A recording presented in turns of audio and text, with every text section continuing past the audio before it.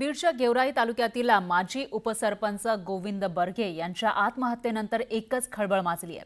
कला केंद्रातील एका नर्तिकेच्या ब्लॅकमेलिंगला कंटाळून त्यांनी आत्महत्या केल्याचा आरोप केला जातोय। तर ही आत्महत्या नाही, घातपात असल्याचा संशय बर्गे यांच्या नातेवाईकांनी व्यक्त केलाय। दरम्यान या प्रकरणामध्ये नर्तिका पूजा गायकवाडला 3 दिवसांची पोलीस कोठडी सुनावण्यात आली आहे।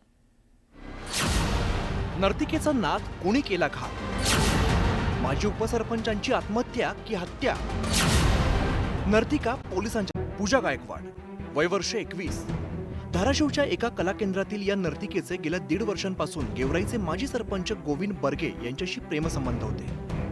विवाहित गोविंद यांना 2 मुलं आहेत, पण पूजाच्या प्रेमात ते बुडाले होते।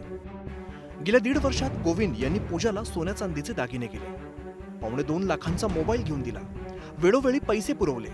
पण पूजाला आता त्यांचं नवं घर हवं होतं। गेवराईतील नवं घर आपल्या नावावर करून द्या असा तगादा तिने त्यांच्या मागे लावला होता। हे घर न मिळाल्यास बलात्काराचा गुन्हा दाखल करण्याची धमकी तिने दिली होती। पूजाच्या ब्लॅकमेलिंगने गोविंद तणावात होते, तिच्याशी संपर्क करू पाहत होते, पण गेल्या काही दिवसांपासून तिने संपर्क तोडला होता। अखेर मंगळवारी सकाळी तिच्या घरासमोर कारमध्ये त्यांचा मृतदेह आढळला। गोविंद यांनी डोक्यात गोळी झाडून आत्महत्या केल्याचं समोर आलंय। तिने या महिन्याच्या इसमास 1.5 वर्षापासून प्रेमसंबंध निर्माण केले होते। त्यातूनच त्याच्याकडून बरेच पैसे वगैरे घेतले होते। सोबतच आणखी जमीन स्वतःच्या नावावर करून देण्यासाठी, बंगला नावावर करून देण्यासाठी तगादा लावत होती।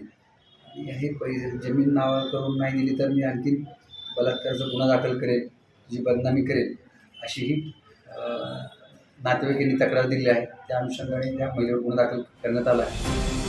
तर इकडे गोविंद यांच्या नातेवाईकांनी घातपाताचा संशय व्यक्त केला। तिचं नाव प्राथमिक माहिती आहे की पूजा गायकवाड असं नाव आहे तिचं। तिच्या कुटुंबाकडून आणि तिच्याकडून गोविंद बर्गे यांना पैशाची मागणी होत होती, ब्लॅकमेलिंग होत होती।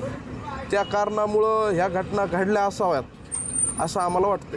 सोबत एक पिस्तॉल देखील सापडले। पिस्टल तो माणूस गावचा उपसरपंच राहिलेला माणूस आहे। तो माणूस सोबत काठी बाळगू शकत नाही, एवढ्या स्वजळ मानाचा माणूस होता। कुणाबद्दल आकस नाही, कधी द्वेष नाही, आणि तो माणूस पिस्टल घेऊन का फिरल? गोविंद यांच्या मेहुण्याने दिलेल्या तक्रारीनंतर पोलिसांनी पूजा गायकवाडला अटक केली। तिच्या चौकशीतून आणखीन काही धक्कादायक माहिती उघड होण्याची शक्यता नाकारता येत नाही। प्रीतम पंडितसह bureau report, news 18 Lokmat, Solapur.